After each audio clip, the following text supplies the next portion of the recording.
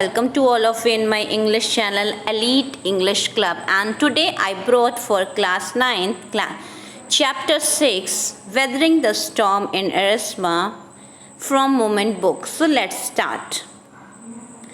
This is the introduction in which there is a story of destruction by storm. ये एक story है जिसमें storm के द्वारा काफ़ी कुछ तबाह हो जाता है और उसमें एक लड़का प्रशांत जो कि लीड रोल करता है और एक लीडर बनकर उन सिचुएशन से लोगों को बाहर निकालता है, उनकी हेल्प करता है और उनके लिए एक इंस्पिरेशन बनता है. So the story gives an account of the storm and that hit the coastal town of Erasmus in Odisha state in the year 1999. 1999 में उड़ीसा में एक तूफ़ान आता है रस्मा में जो कि सब कुछ बर्बाद कर देता है. ये उसी की स्टोरी है जिसमें एक यंग बॉय प्रशांत होता है जो कि 19 इयर्स का है. वो उस स्टॉर्म भयानक तूफ़ान से खुद बाहर आता है और अपने गांव पहुंचता है. वहां पर लोगों की मदद करता है और वो कैसे वर्क करता है इसकी डिटेल यहाँ पर दी गई है. कैसे वो विलेजर्स को उस ग्रीप से बाहर निकालता है और लोगों को इंस्पायर करता है फिर से जीने के लिए, फिर से शुरुआत करने के लिए. इसी का यहाँ पर उसका पॉजिटिव अप्रोच जो दिखाया गया है. यहाँ पर राइटर यही मैसेज कन्वे करना चाहता है कि करेज और पॉजिटिव अप्रोच हमें फिर से सरवाइव करने के लिए प्रेरित करती है. Now we will see summary. Prashant was a young boy of 19 years of age. प्रशांत एक 19 वर्ष का लड़का है जो कि एक इंस्पिरेशन बन गया है, एक हीरो बन गया है अपने गांव का. He belong to Kalikuda, a village in the coastal state of Orissa.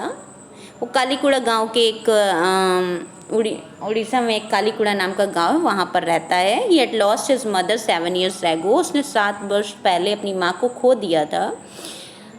27 अक्टूबर 1999 में When he was visiting a friend in Erasmus, वो एरस्मा में जाता है अपने फ्रेंड से मिलने. A super cyclone hit the area. तभी चक्रवात आता है, एक तूफ़ानी चक्रवात आता है और वहाँ पर सब कुछ बर्बाद करने लगता है. There was large scale devastation. काफ़ी भारी मात्रा में तबाही होती है. The gushy winds and rains continued for 2 days. 48 घंटे तक तेज बारिश और तूफान चलता रहता है. They remained on the rooftop of the house and survived on the tender coconuts from the coconut trees that had fallen on the roof. वो घर की छत पर होते हैं क्योंकि चारों तरफ पानी भरा हुआ होता है और उन जो कोकोनट ट्री उनके घर के टॉप पर गिर जाता है, रूफ पर गिर जाता है, उसी से कोकोनट तोड़कर वो अपना जीवन निर्वाह करते हैं 2 दिन तक. As the rain stopped, जैसे ही बारिश रुकती है प्रशांत घर जाने के लिए उद्वेलित हो जाता है और वो सोचता है कि मेरी फैमिली का क्या हुआ होगा, इसलिए वो किसी की सुने बिना वहाँ से निकल जाता है. He took a stick to help him find the road.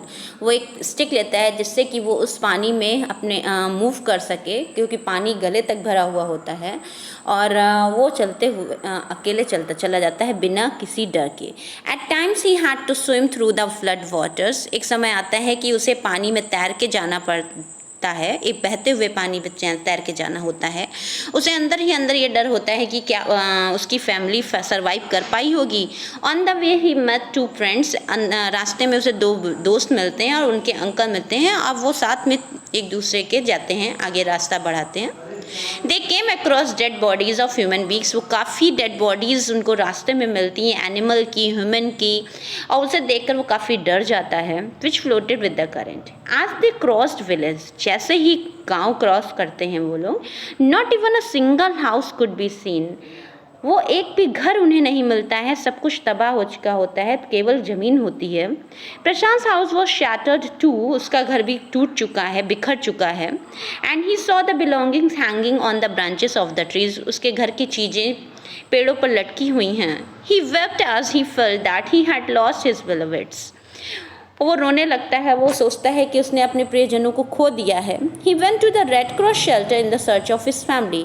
फिर वो रेड क्रॉस शेल्टर पहुंचता है अपनी फैमिली को ढूंढने के लिए. There Prashant met his maternal grandmother. जब वो अपनी नानी माँ को वहाँ पर देखता है तो कब उसे थोड़ा सा रिलीफ होता है. She was elated to see him alive as they had not expected that he would have survive the storm.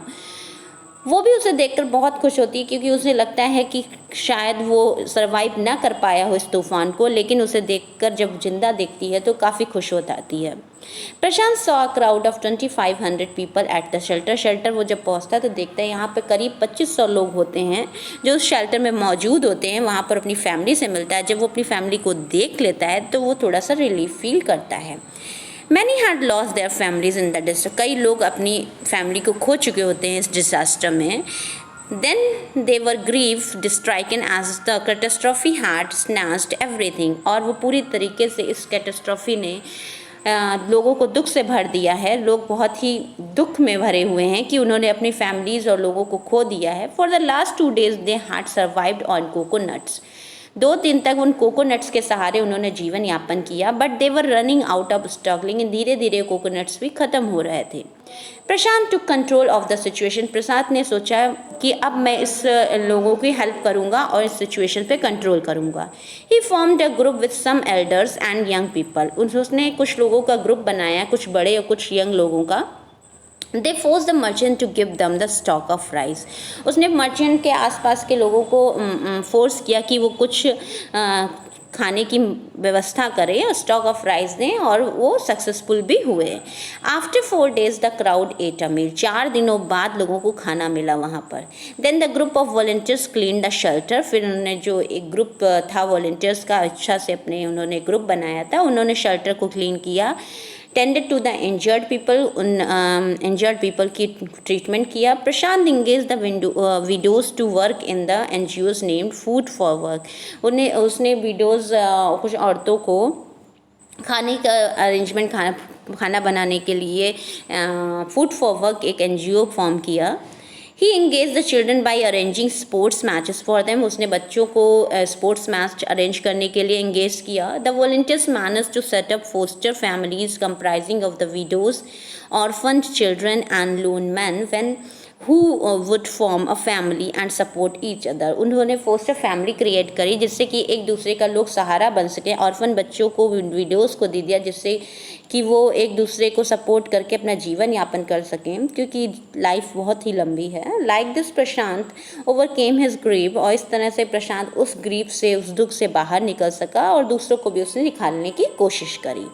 He learn to smile even in the face of adversities. उसने इस प्रॉब्लम में भी खुश रहने के लिए को सीखा और दूसरों को भी सिखाया। इस तरह से वो अपने गाँव वालों के लिए एक हीरो बन गया, इंस्पिरेशन बन गया और एक लीडर बन गया। सो आई होप आपको ये स्टोरी पसंद आई होगी। And keep watching, do not forget to comment in comment box. Till then take care.